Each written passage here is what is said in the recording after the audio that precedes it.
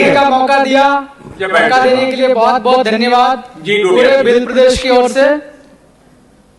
माननीय सभापति महोदय, राज्यपाल महोदय का भाषण सुना और जो लिखा हुआ हमें दिया वो भी पढ़ा। मैं सोच रहा था कि मेरी जो विधानसभा क्षेत्र है रतलाम जिले की सेलाना आदिवासी इलाका है, हमारे ही पास में झाबुआ जिला भी पड़ता है, अलीराजपुर पड़ता और धार भी पड़ता। पूरी तरीके से ये मान के चलो मोटा मोटा आइडिया 80% आदिवासी लोग रहते हैं। मैं ये सोच रहा था कि राज्यपाल महोदय के भाषण में होगा आदिवासी लोग, हमारे समाज के हमारे इलाके जो लोग हैं वो ज्यादा गरीब हालात होने की वजह से और पढ़ाई लिखाई ठीक नहीं होने की वजह से ज्यादातर लोग दूसरे इलाकों में जाते हैं मजदूरी करने के लिए।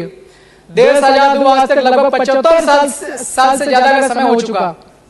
आज भी रतलाम जिले के, झाबुआ जिले के, मध्य प्रदेश के अलीराजपुर जिले से, धार जिले से आदिवासी लोग पलायन पर जाते हैं। और पलायन पर जब लोग जाते हैं तो उनको क्या समस्या होती है, क्या परिस्थितियां बनती है। महिलाएं छोटे छोटे बच्चे लेकर के जाती हैं, वहां मजदूर भी सुरक्षित नहीं होता, काम करते हैं फैक्ट्री में या किसी ठेकेदार के पास तो वहां पैसा भी नहीं दिया जाता है।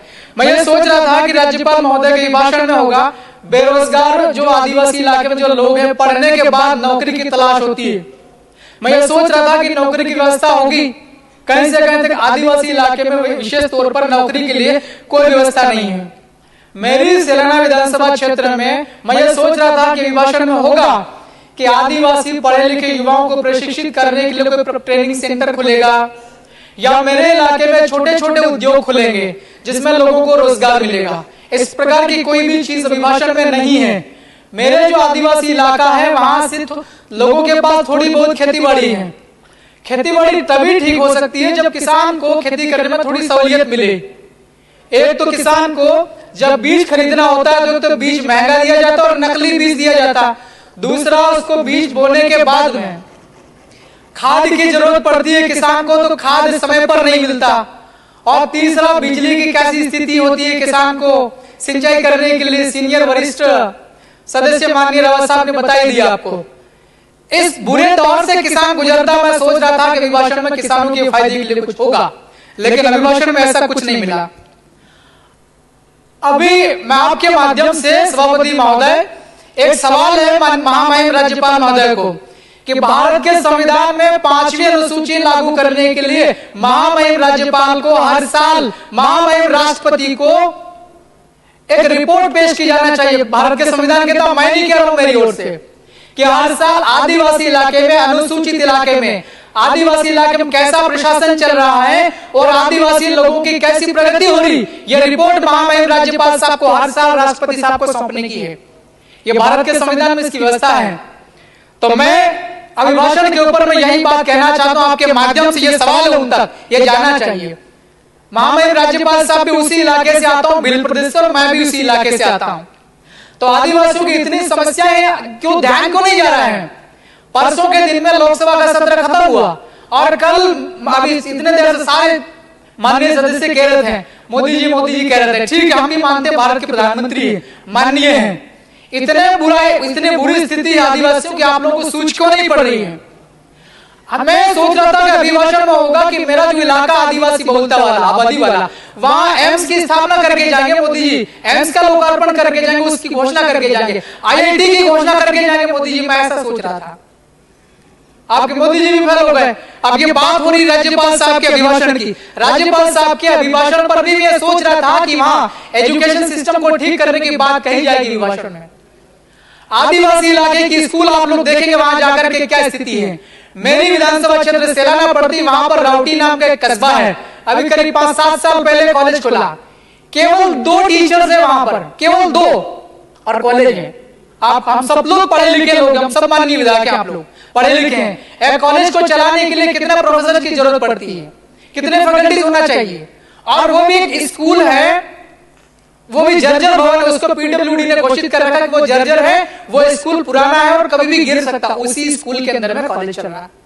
मैं ये सोच रहा था कि राज्यपाल साहब के अभिभाषण में मेरा जो राउटी में कॉलेज चल रहा है वो कॉलेज, उसके लिए कोई बिल्डिंग बनेगी या कोई हम लोग नई फैकल्टी वहां जो लोग मांग कर रहे हैं वो बनेगी, ऐसा कुछ भी जिक्र नहीं है।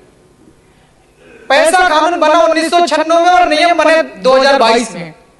जैसे जितना आप लोग करने के लिए नियम बना वो भी सारा उल्लंघन हो रहा। अभी हमारे विपक्षी एमएलए साहब ने कहा था, डॉक्टर हीरालाल जी अलावा ने, अभी धार जिले में डही में एक आदिवासी नौजवान जब अवैध तरीके से शराब की बिक्री होती है आदिवासी इलाके में, घर घर उस प्रकार से दारू की बिक्री होती, जैसी गर्मी के समय में आइसक्रीम बेची जाती है कुल्फी पर, उस तरीके से दारू बेची जाती है।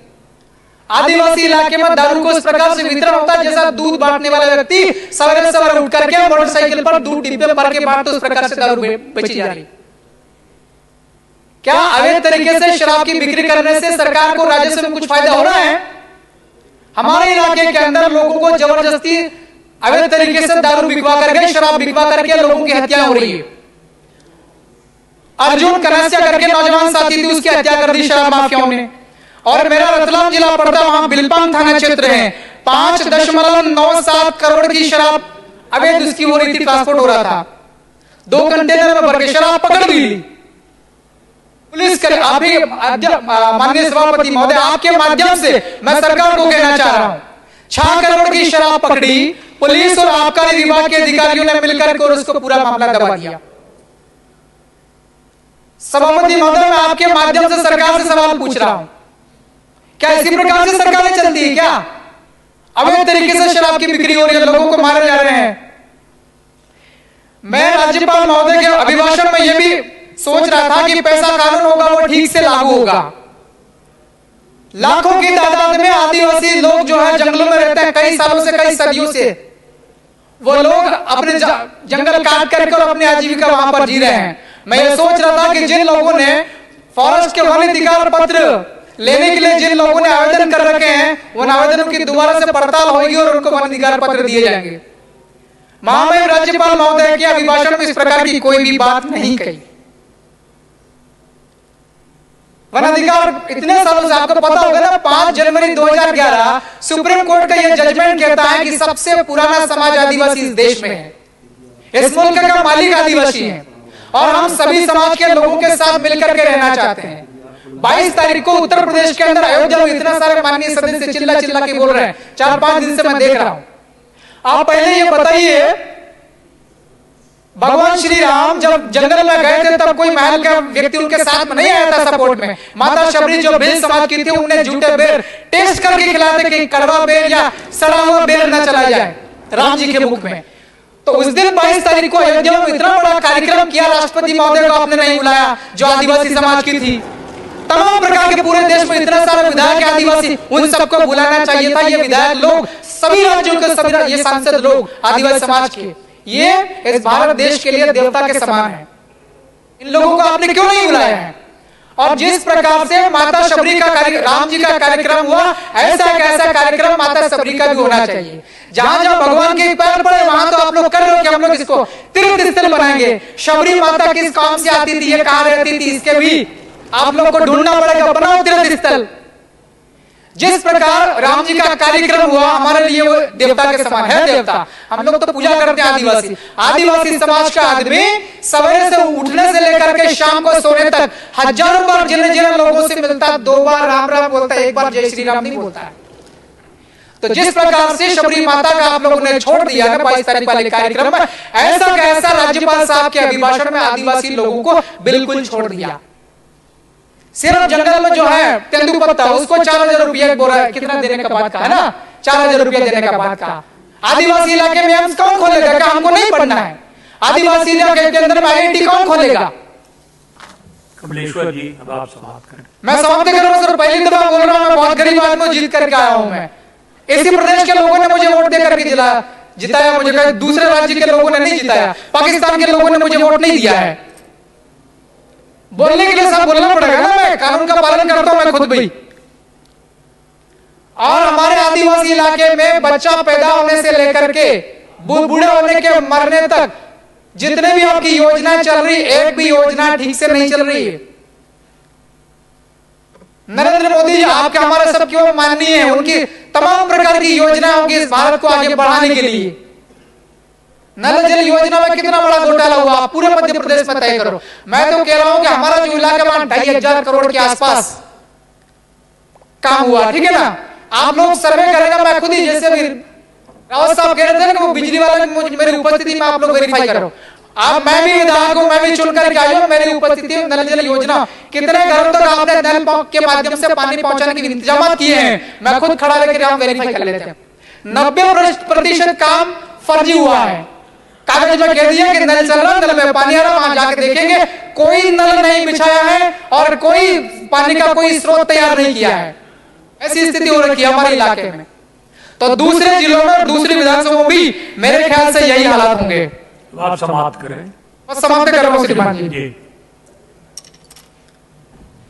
तो मैं अपेक्षा करता हूं कि आगे जो भी काम होगा आदिवासियों के हितों का ध्यान रखा जाएगा और बोलने के लिए मौका दिया, बहुत बहुत धन्यवाद, शुक्रिया। जय भील प्रदेश। धन्यवाद कमलेश्वर जी।